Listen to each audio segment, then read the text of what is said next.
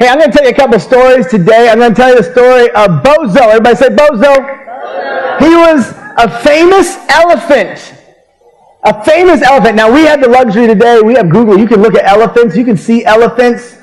Someone could describe to you an elephant. You can just go online. You can look at an elephant. But back in the 1800s, they couldn't do that. And this famous Bozo elephant was so famous in England because he was a real live elephant, and people could come, and they would come in droves to see this amazing, huge animal in the cage. Children would just crowd around his cage to feed him peanuts. Adults would be there, and they would just be amazed at the size and the girth and the power and the trunk on these things, and the way that it would wave, and Bozo was so friendly, and he loved people, and he'd be around, and he was part of a circus. And the circus manager loved Bozo because he was selling tons of tickets. People would come to see Bozo and the tricks that he could do, and this massive animal and how they had it trained, and it was just incredible. Bozo, the elephant. And then all of a sudden, one day, he snapped. I mean, he just changed. And his trainer was in the pen with him, and all of a sudden he got aggressive, Bozo did. He charged the trainer, almost got him trampled, almost got him killed. The trainer wouldn't go in anymore. He quit. He said, I'm done with this. Children would come to feed Bozo the peanuts like they did and like they loved to do, and he would charge the side of the cage, shaking the cage like it was going to fall over, almost trampling people. He was coming so close to them, it scared them. They refused to come. They didn't want to see Bozo anymore. People began to hate Bozo.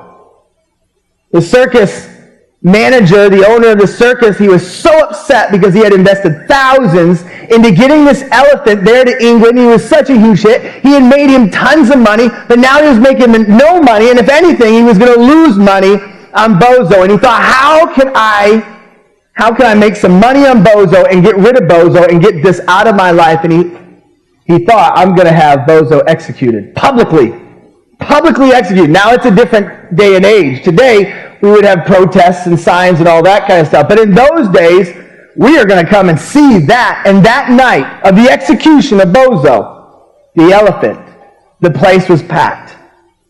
The gunmen were ready with their firearms, their high-powered firearms, and the circus manager was there. The place was full of people ready to see Bozo's public execution. That there's this wild beast, this wild animal who had snapped, and he was aggressive, and he was mean, and no one wanted to be around him.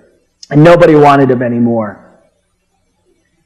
And so the circus manager, thinking he can get some money out of this, thinking he could sell just a few more tickets, he's ready to see the end of Bozo the elephant. And then all of a sudden, out of the crowd, comes this little man. Out of the crowd, and he walks into the front of everybody, in front of the cage where Bozo is, and he goes and he speaks to the circus manager, and he says, this needs to stop. We cannot do this. This elephant is not a beast. It's not aggressive like you think it is. This needs to end. And the circus manager says, this is not ending. This is going to happen right now. And so this small, little, tiny, inconspicuous man says, would you just give me 2 minutes in the cage with him? Let me go in the cage with Bozo, and I will show you that Bozo is a good animal, that you don't need to execute him in front of all these people. The circus manager thinks this is going to be a great opportunity. I will prove to everybody that Bozo is an awful, awful beast and needs to be destroyed. And so he makes the man sign a waiver that says anything that happens, he's not held responsible for it. You can go in the cage. You have 2 minutes in front of all these people who come to see Bozo being executed. And whatever happens to you, mister, in the cage is your responsibility. Go on in if you want to do it. And so the man approaches the cage, and Bozo is circling, and he's looking, and he's mad, and he's angry, and he's aggressive. And they slowly unlock the cage, and they open the cage door, and in steps this small man. He looks even smaller now with Bozo's size so huge, towering above him. And Bozo sees the little man in his cage, and he rears back like he's going to charge. He begins to make some rough noises like he's going to move at him. And all of a sudden, this little man just begins to talk quietly to the elephant. So quietly, people on the front row said they could hardly hear him, but if they could hear him, he was speaking some kind of language they did not understand. And he just began to speak.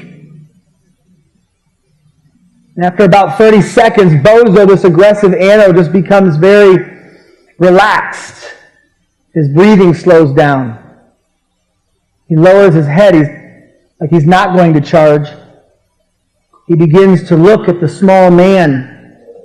He begins to move, and the man continues to talk very quietly. And for another 30 seconds, Bozo is just kind of eyeing the man to find out who he is or what he's doing, and listening with those huge ears to what the man is speaking so softly.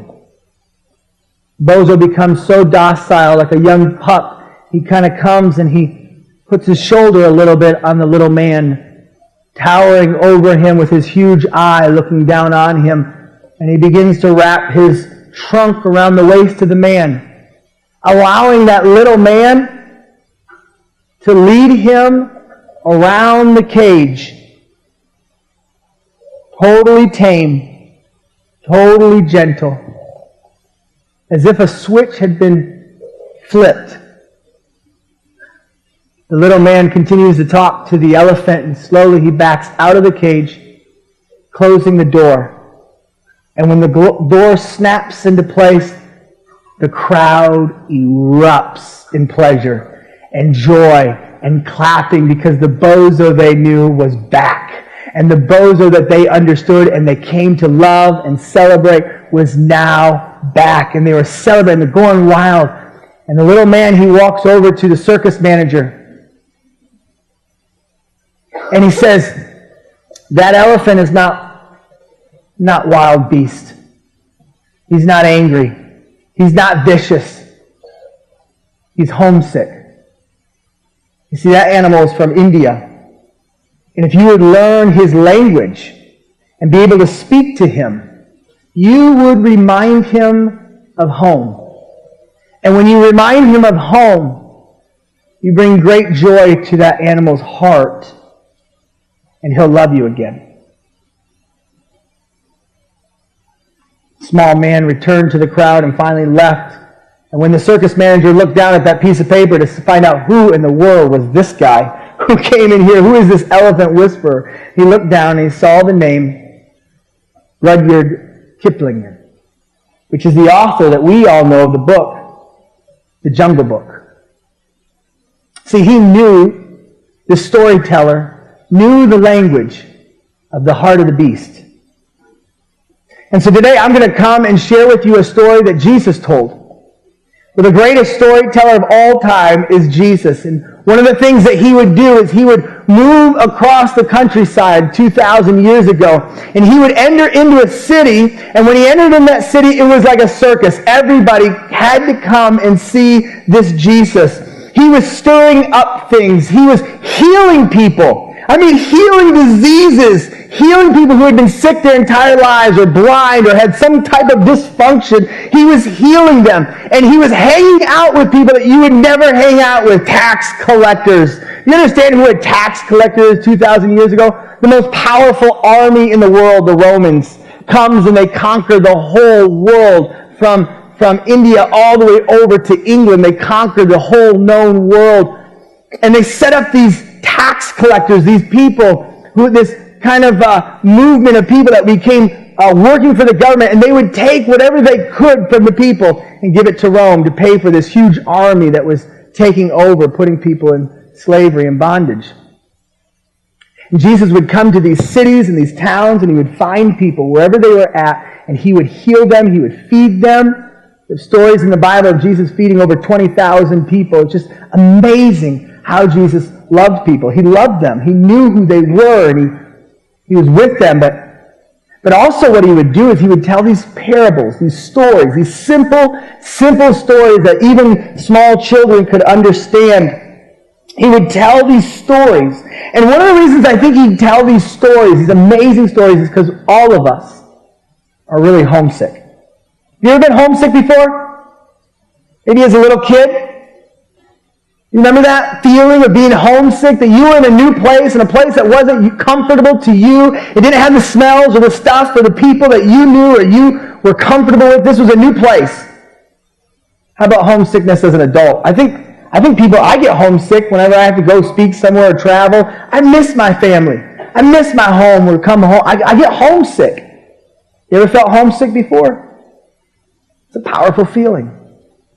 The story I'm going to share with you today that Jesus tells, that Jesus wrote, is a story about homesickness. About a little boy who's now a man who becomes homesick. If you turn your Bibles to Luke chapter 15, I'm going to read it right from the scriptures to you today. Luke chapter 15, if you don't have a Bible, we've got it up here for you. I'm going to break it apart. I'm going to share with you the story and a powerful meaning. It's probably one of the most famous stories in the whole world ever told. Many people know the story, whether or not they even know the Bible or know who Jesus is. They've heard this story. It's been retold in every kind of possible way. But this is the originator of it, the storyteller. And I believe he's telling this story because he's speaking to a group of people who are homesick. Luke chapter 15, verse 1 says, "Tax collectors and other notorious sinners often came to listen to Jesus teach. And this made the Pharisees and the teachers of religious law complain that he was associating with such sinful people, even eating with them." I mean, how terrible would that be? Let me just give you an example of who's at this place right now. The setting is a group of people, large probably group of people. There's two different group of people in this place. There's religious people. They are religious people, meaning they are trying to earn their way to God's favor. They're trying to do all the right rules. The Jewish religion has over 600 rules at this point, and these Pharisees are there to make sure that everybody keeps the rules. They're kind of like the religious police, if you can imagine that. And so they're there, and they're watching this person and that person and this person, and they're judging everybody, and they're making all these, they're just propping themselves up, but they're just as broken as everybody in that crowd. This statement about tax collectors and sinners, notorious sinners. Who are sinners? What does that mean? Who are these people? These were the people who were outcasts. These were people who had some kind of dysfunction, that maybe they've done something that everyone knows is not right. They should not have done it. They've broken a rule. They've sinned against God, or they've sinned against somebody else. Also in this crowd are literally sick people. Sick people. Lepers. People may be born deformed in life. They have something of great need, and no one can help them, and no one can heal them. And so everybody attributes that if you're suffering in this way, it's probably because you're a sinner. And everybody knows it. And so these hurting people, these broken people, these outcasts, these society rejects, these people who have been told maybe their entire lives that God has even rejected you, that you don't belong here. You don't belong. You're goners, really. And then these Pharisees, who honestly, they're better than us. Let's just be honest. They're better than you. They're better than me. They know the whole scriptures. They have it memorized. They know all the best parts, and they know all the phrases. They know everything. But they're so lost themselves. They're blind. Their perspective of who God is, they're blind. And so the story goes on. And so Jesus told them this story. And to illustrate the point further, Jesus told them this story. A man had two sons. Just picture it for a minute. A man has two sons. God writes himself, Jesus writes himself as the father, the main character of the story as the father. And it starts off, there was a man, and he had two sons. I've got two kids, Dean and Dayana. I absolutely love them. Love them, love them. And so this is a man, I can put myself in his shoes. Can you do that with me? Just imagine for a moment you're putting yourself in his shoes. You've got two sons that you love, that you saw born, that you have raised, that you've poured your life into, that you've made some decisions that would make them better off than you. You've provided for them, you've watched over them, you've protected them, and these are the boys that you love. And a man had 2 sons, and the younger son told his father, I want my share of your estate now before you die. So his father agreed to divide his wealth between his sons. You got to understand that this is a son, a boy, youngest. He comes to his father and he says, look, when you die, I realize we get an inheritance. Now my older brother, he's going to get 2/3 because he's the older brother. I'm the younger, I should get 1/3, and I can't wait for you to die. So I want it now.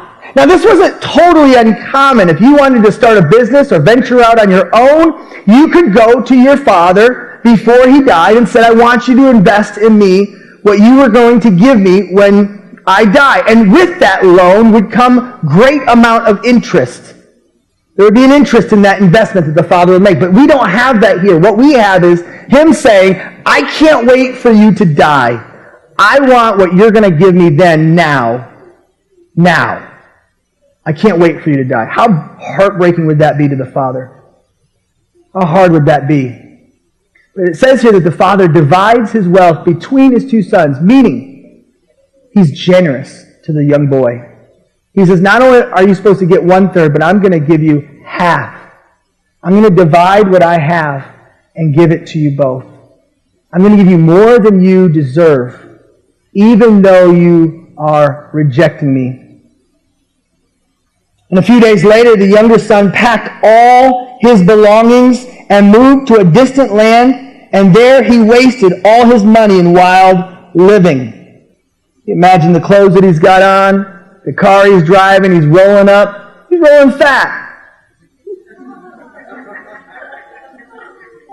He's loving it. Got all Daddy's toys. Daddy worked hard, I got it. I'm going to go live. Go have some fun. I'm going to do my thing now. No more sitting around Daddy's place, working hard, all that. That's no fun. We are going to Las Vegas, and it's going to be awesome. This is what I imagine when I read this. He went to Las Vegas, and he wasted all his money in wild living. Verse 14. About the time his money ran out, a great famine swept over the land, and he began to starve. He's hungry. See, he ran from his dad, and now he's running from death. He's running from starvation. He doesn't have enough, and he's trying to fill this void in his life. He goes on, it says, he persuaded a local farmer. This guy is very persuasive. Pretty talented guy. He persuaded a local farmer to hire him. And the man sent him into the fields to feed pigs. And the young man became so hungry that even the pods he was feeding the pigs looked good to him. But no one gave him anything. And he's got nowhere to run. And even the stuff that he's slopping for the pigs looks good to him. You know, when we get so far from the Father, we get so homesick, we'll take anything. We'll look for love, and we'll look for joy, and we'll look for hope, and we'll trust, and we'll do things that we never thought we would do before. But now here we are hungry for something. Every single one of us has a void in our life that only God can fill. And if you're like me, you've tried to fill that void with so many pods. And there's nobody you can run to. There's nobody you can run to. You're alone. There's nowhere to run. There's nowhere to run. Verse 17, when he finally came to his senses, this is the moment of homesickness. Everybody say homesickness. Homesickness. I felt it many times. When he came to his senses, he said to himself, here's what he said, Self, at home even the hired servants have food enough to spare, and here I am dying of hunger. He says he remembers home. He remembers home. And what does he remember of home? He probably remembers Mama's cooking. He remembers late nights laughing. He remembers these things, but one of the things he says he remembers is the love of his Father. He remembers the love of his Father. And some of you today, maybe you haven't been in church for a while or if ever, I want to remind you today that we are all homesick for our Father in heaven. And I want to remind you today of the love of the Father. He said, at home, even the hired servants have food enough to spare, and here I am dying of hunger. Verse 18, I will go to my Father. Here's the plan. He's so persuasive. He's got some talents here, you know what I mean? I will go to my Father and say, Father. I can see him like writing it down. Like, okay, here's what we're going to say. Father, he'll like that. He'll like that. Father, I have sinned against both heaven and you. He's coming to us and says, I realize the depth in which I've sinned. I realize how far I have moved away from the love of the Father, how far I've gone. I have sinned against both heaven and you, and I am no longer worthy of being called your son. I imagine that no longer worthy phrase. He probably thought, how in the world do I express the shame and the guilt that I have for what I've done with my life? That I realize I have stiff-armed my Father. I have run from him. I have run from the person who loved me, and I have squandered all the talent and treasure he has given me and invested in me. I've stiff-armed my Father. I'm no longer worthy to being called your son, so please take me on as a hired servant. Like maybe I could earn back, he thinks, your love. And maybe I could work it off. If I work some long hours, if I do the right thing enough, I mean, I'm a good person. I'm not hurting anybody. If I can just be a good person long enough, if I can just do the right things long enough, then maybe I can earn my way back to the Father. I can earn my way home. And that's called religion. Religion. And there's not enough religion to earn your way back home. Not enough time. I'm not good enough. I can't do it.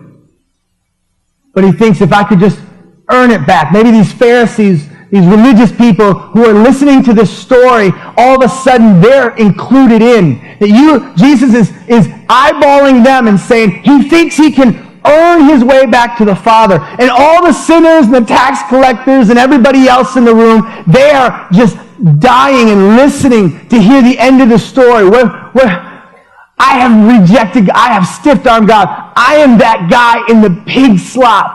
I have been eating pods. I'm so hungry. And the religious people are the ones trying to earn their way, And this is my favorite part of the story. Are you ready? Verse 20. So he returned home to his father. And while he was still a long way off. See, a father like this would have probably received reports on how his boy is doing. He probably would have gotten word from people who had delivered some packages, delivered some things for him, done some business for him in a far-off land. He'd come back and he'd say, hey, you see my boy? Did you see my boy out there? How's he doing? And maybe at first they said, man, your boy is having a lot of fun. He's up in the penthouse, and he's always having parties at night. Everybody in town knows him. And the reports then start coming back, and well, we lost touch of him. And last time we knew, he was homeless, and he was feeding pigs. You know, the son that you love, the son that you were generous to, that you care deeply about. He's so hungry, he's almost starving to death. Imagine the father, the agony he would feel. The agony he would feel that his son was suffering in this way, and there's no need for his boy, the boy that he loves, to suffer like that. And so I imagine a father every day waking up and just watching the horizon and watching and waiting for his boy, the boy that he loves, his son, to come home. And Bible says he's filled with compassion and love. And it says, and while he was still a long way off, his father saw him, because his father was watching for him and looking for him and waiting for him and loving and wanting him to come home. Just come home. And he's agonizing. Come home. His father saw him coming. Oh, man. Imagine, you You see it, he's a little bit skinnier now. He's a little bit smaller now, and I'm older now, and I'm pretty sure that's his walk. That's his walk. I know his walk. And he's looking, he's getting anxious, and he can see him. He's a long way off. And remember who's writing this story? Jesus, the God of all creation, who put up divinity, hung up divinity, and he came down to this earth to be with you. For God so loved the world that he gave his one and only Son, that whoever believes in him would not perish, would not be stuck out there, but could come home. My favorite part, you ready for this? Stand up with me. Stand up with me. I don't want to read this with you just sitting down, feet up. I'm going to end the story, Chris. Come on up here. We're going to sing an awesome song. And so this father saw him coming, and read it with me. Filled with love and compassion, he ran to his son, embraced him. He ran to his son. For a man in the Middle East at this time to run is disgraceful. It is not what you do. You are a man. You walk. You don't run like a child. God ran. God ran, and he embraced his boy, and he kissed him, and he loved him, and he was filled with compassion and love for him. And so his son, he goes into the speech, right? He goes into the religion. He says, his son goes, Father, I have sinned. He's pulling out the wrinkled piece of paper. It's all tattered from practice. And he pulls it out and says, Father, I have sinned against both you and heaven, and I am no longer worthy of being called your son. And the father doesn't even respond to it. He passes over it like, yeah. And he goes on, he says, but his father said to the servants, hey, everyone, quick, bring the finest robe. Everybody say robe. See, a robe is what you give a welcome guest.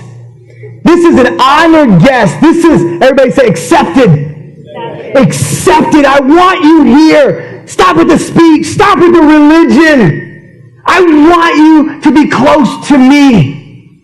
I want you here. You're my honored guest. You're my son. Put a robe on him. He's cold. Put a robe on him. The finest robe we can find. Give him the robe. He's not done. He says, get a ring for his fingers. Get a ring for his fingers. This is what a son would wear. It would have the family insignia on it.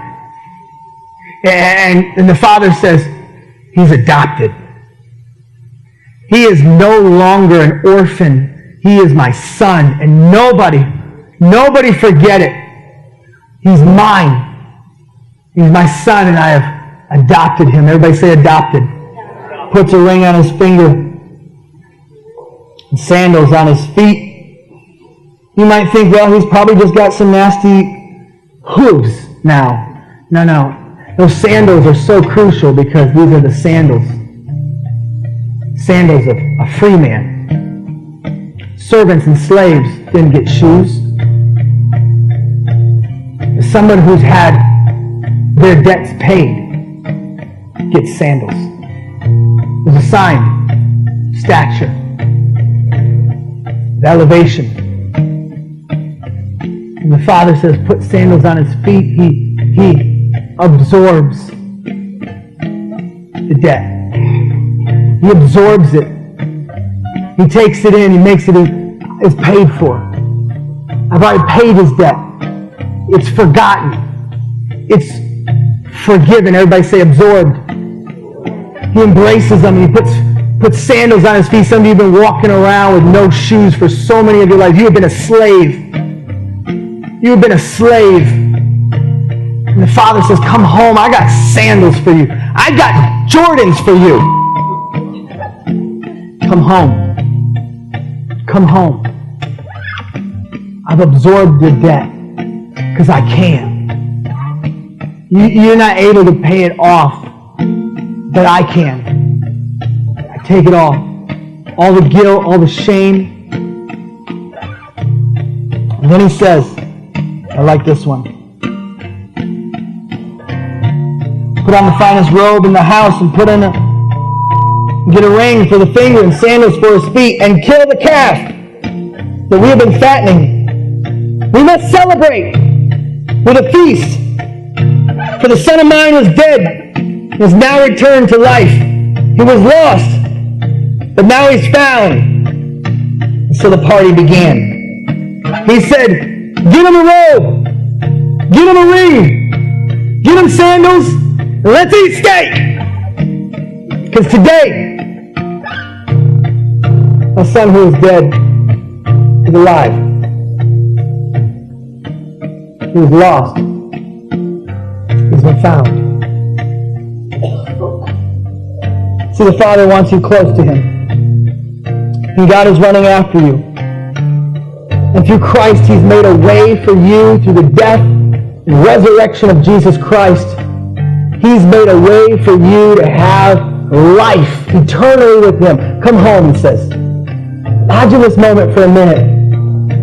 You got all these people in this room, and Jesus says, "I want to tell you a story about a boy who gets homesick."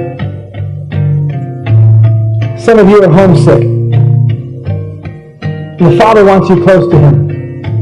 He's done with you wandering. He's waiting for you. And He's ready to run to you. He's been running to you your whole life. He's been putting things in place and watching over you and hearing reports about you, but He sees you and you're a long way off, and maybe today He wants to run into your life. And all He needs you to do is just accept it. Embrace it. Believe it. I know it seems unbelievable. Imagine this young boy thinking, this is nuts. This is nothing I imagined it would be like, but the Father says, "You're home now. You're mine. And I love you. I love you." It's a story of the Father's love for His Son. So with every head bowed and every eye closed, I want to sum it up this way. I want to give you an opportunity to come home.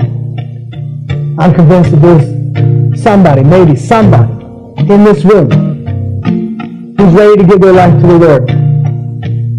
Who's ready to come home. You've been homesick for a long time. There's been a void you've been trying to fill with everything else but Him.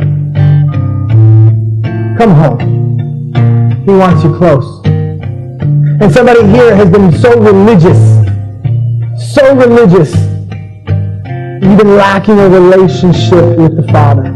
Come home. Come home. And some of you are still far away off.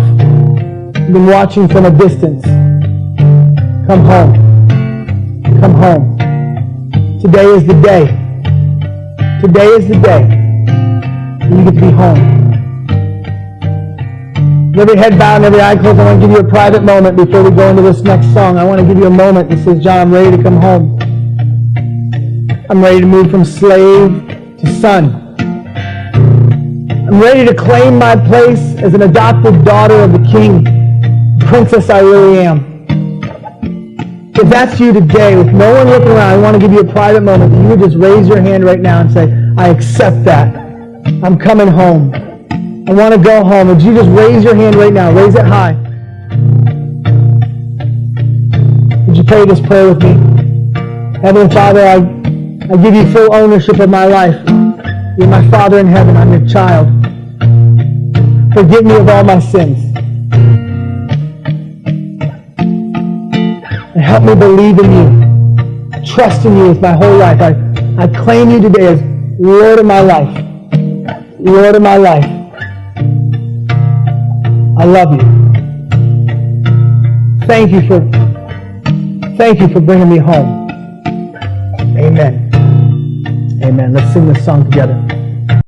Hey, to all of our friends who are watching online, welcome to the journey. At Waterline, we believe that everybody's on a spiritual journey. What we want to do is journey with you. If today's talk spoke to you in any way, would you please let us know that? You can email us at wtln@waterlinechurch.com. Share with us your story. One of our pastors would be excited to connect with you. Thank you so much for watching and sharing this message online. Continue to share it around to your friends and family members as we continue to grow together and change the world.